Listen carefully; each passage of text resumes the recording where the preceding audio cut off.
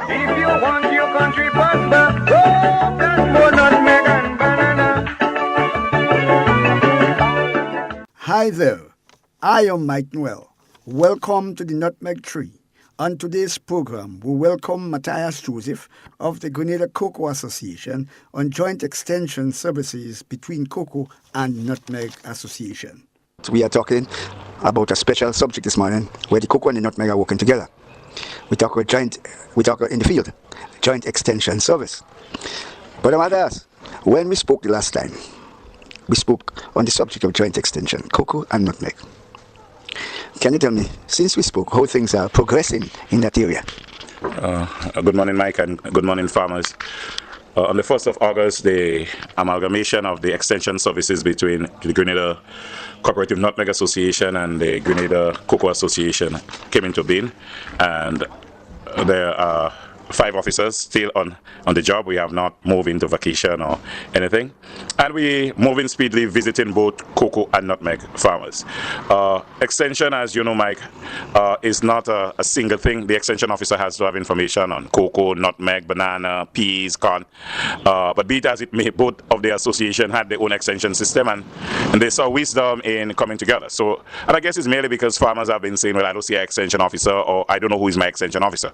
So we sort of pair off as to north, south, east, west, and in that sense, and there are 4 of us at the moment. So the south, that is St. David's and St. George's, is handled by Mr. Kenroy Futo. The west, St. Mark's and St. John's, has been handled by Mr. Wayne James. The whole of St. Andrews is handled by Mr. Michael Haynes, and St. Patrick's is handled by Matthias Joseph. So we try every visit, it would either be to a cocoa farmer or a nutmeg farmer, or a farmer who has both cocoa and nutmeg, which we call a mixed farm. So what we do, we share information on the technology as to what to do at this time of year, both crops, and we schedule our work pattern in such a way that we would go to fields that are pure stand cocoa fields or pure stand nutmeg fields. And if we didn't meet the farmer, we engage the farmer later by telephone, letting him know that we visit, what observations we would make in the field. We spend some time trying to help the farmer to maximize his profit in terms of, because many farmers have problem with things like predialasini. So we try to cop that, meet with the police farm watch people who engage in that area. We would have discussions with them, try to meet the farmers and help the farmers in terms of regularizing the business in terms of the cocoa book or cocoa card. So we would visit and see if what the farmer is bringing in is really nutmeg from his farm, because the scripture says thou shalt not steal, Mike.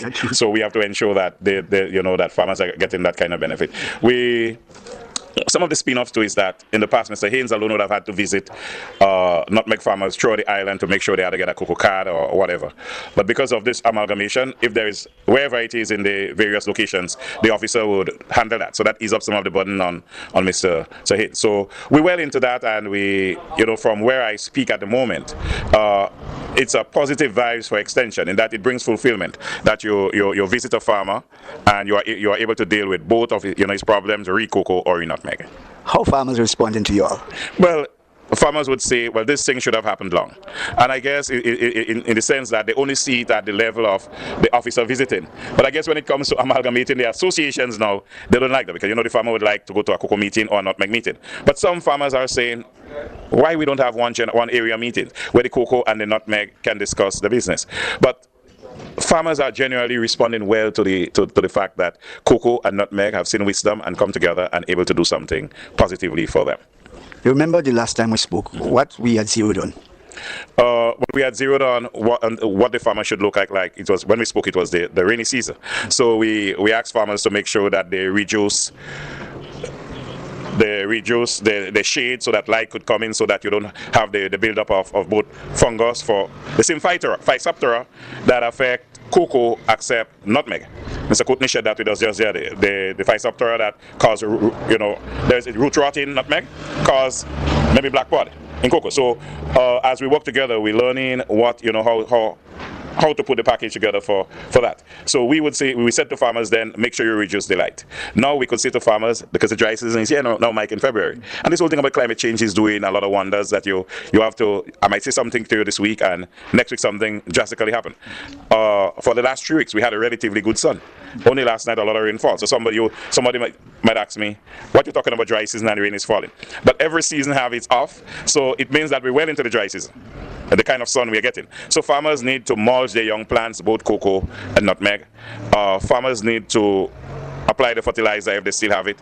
Farmers need to harvest their cocoa to clean off the trees and make sure that you don't have black pods or you don't leave dry pods on the tree. And all rodent pods, farmers need to take them down. And if you're not sure, you contact your extension officer. So you can call the Cocoa Association at 440-2933 or GCNA at 440-2117.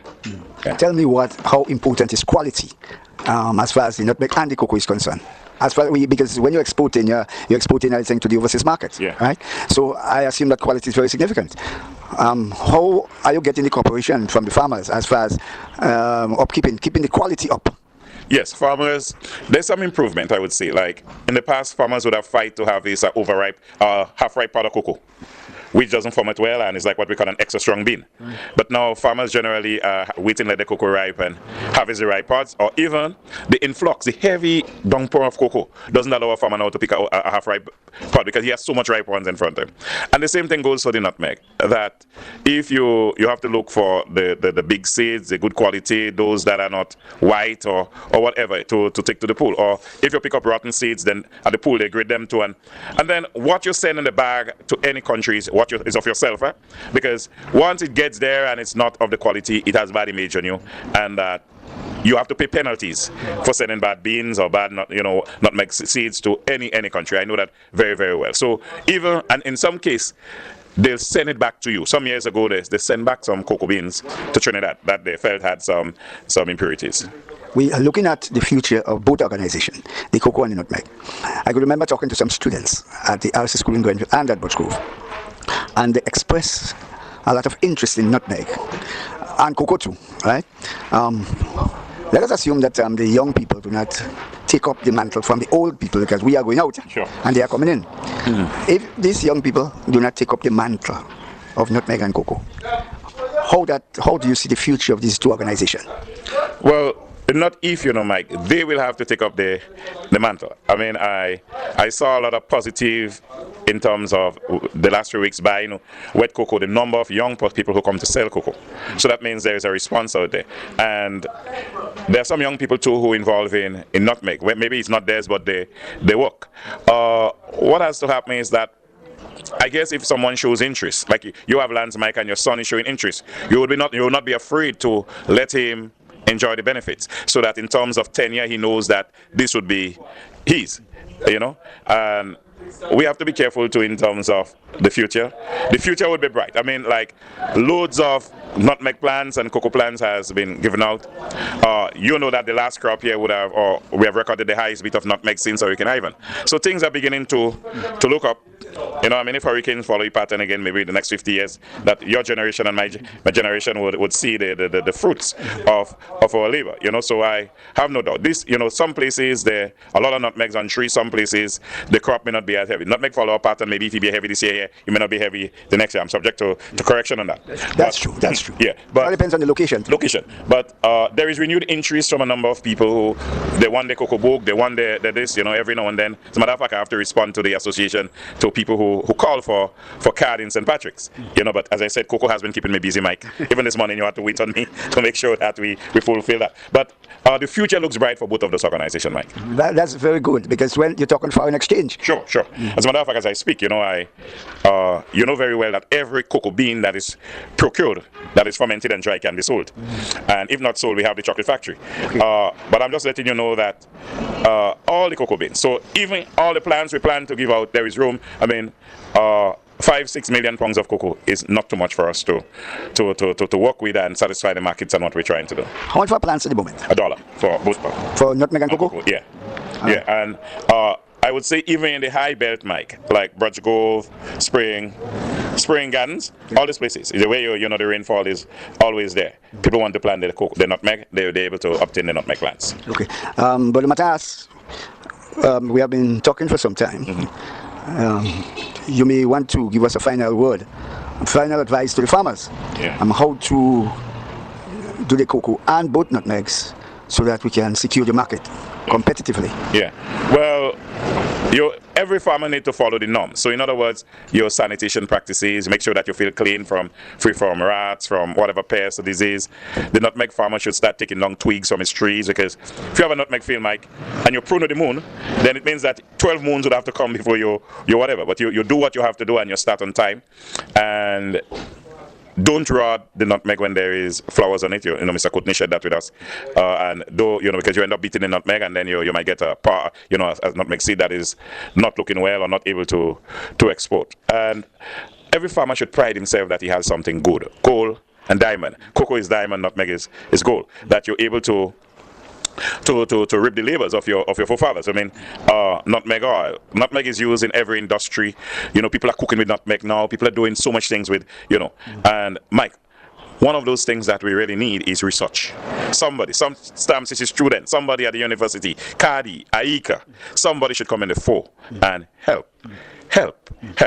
I said 3 times, help with the research of it. Somebody talked about research and development once. Yes, well, there is need to do that. I mean, there is need to take nutmeg to the heights that he has not been. And maybe some son or daughter should really become a nutmeg scientist or cocoa scientist in terms of. And there is help. People like Mr. Hassick and maybe Mr. Klein, Mr. Courtney, Dr. Guido Marcel, a number of people, Mr. Dennis Mel, all these people and them would have advices, Mr. Cruikshank, Mr. Marcel Peters, all these people have information on cocoa, nutmeg, how you should do.